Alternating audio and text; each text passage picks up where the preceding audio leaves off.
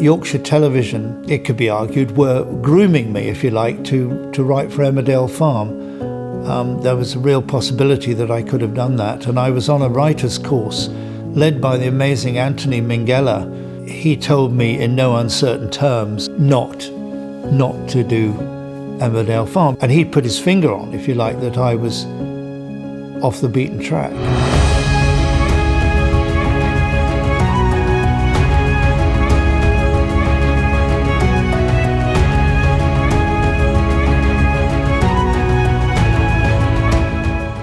I had a very interesting experience. I had a number of years ago, sort of, I don't know, 10 or 15 years ago, when my agent rang me, a brilliant agent who'd been so loyal and helpful over many years in my work in the theatre and film.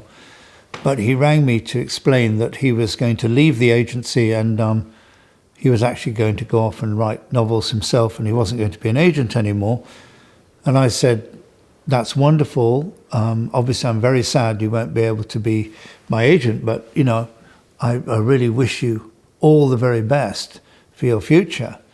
He said, thank you very much. And I said, so anyway, I said, so what happens now then? You know, there'll be other agents within the business who take me on. And there was a very long silence on the phone. And he said, well, I don't think there's anyone else who will take you on. And I said, oh, well, why is that? And then he hesitated again, and he said, well, your work is somewhat off the beaten track. And I've treasured that comment, because I'm so glad I'm off the beaten track.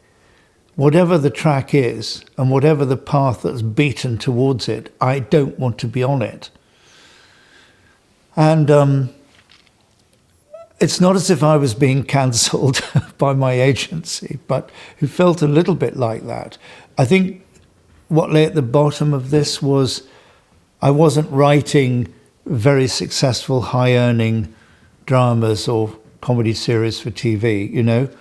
I was writing plays that were challenging.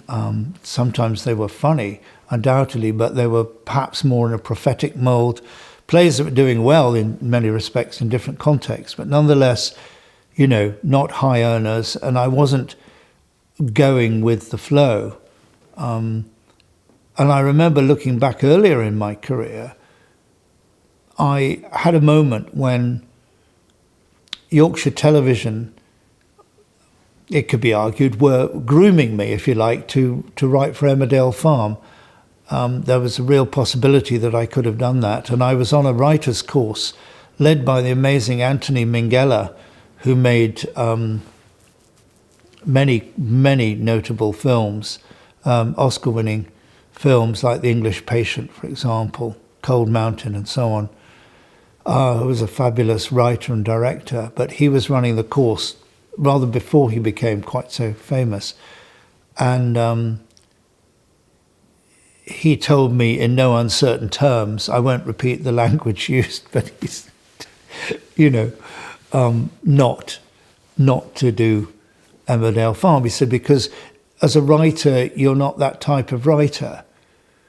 And he put his finger on, if you like, that I was off the beaten track, you know. And he said, if you do that, you'll land up making lots of money and you will live in a very nice village in Yorkshire, and that will be the end of you. The other alternative I had was to take the risk and write the play that had been on my heart about my experiences in Soweto in South Africa. And it was a dangerous enterprise in a way, because no money involved, nobody was commissioning it, and why would anyone pay attention to a play with an all-black cast set in Soweto written by a white writer from Merseyside? But he said, go for it. You must go for it. This is what's on your heart. And I think this is very important for writers in general, But it's very important also that we are free to take decisions, some of which may be countercultural, may be difficult. I think one of the difficulties that I find in today's world of cancel culture is this idea that you can eliminate somebody because, to choose the phrase I've used, because they're off the beaten track, or because they're not in agreement with your position, or you think that somehow their views are challenging what you believe in.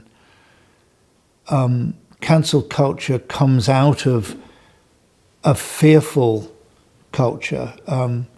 When I was in South Africa, there was a phrase used which was really like the lager. It's a South African phrase, like circling the wagons.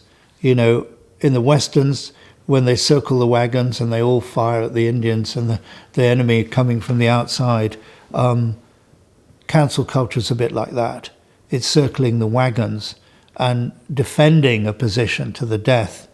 And the only reason you're doing that is because you're afraid. If you're absolutely sure of what you believe, there's no need to defend it like that by trying to wipe people out or stop them speaking. I think it's a very difficult thing because it's happened over the years, of course. So many artists have, when they've tried something new or something different, there have been protests, sometimes even a riot in the theatre, or they've been banned. You could think of numerous examples of this.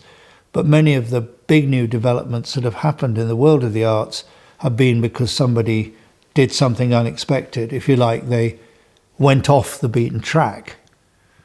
So that's something to be encouraged, even if I find somebody else counterculturally is saying and doing something I severely disagree with. It is absolutely vital that there is, if you like, a kind of symbiotic relationship with other artists and writers or other thinkers that says, you know, I don't agree with what you say, but I'll defend to the death your right to say it. And cancel culture is a weakening of that principle. It's a breakdown of that unwritten rule.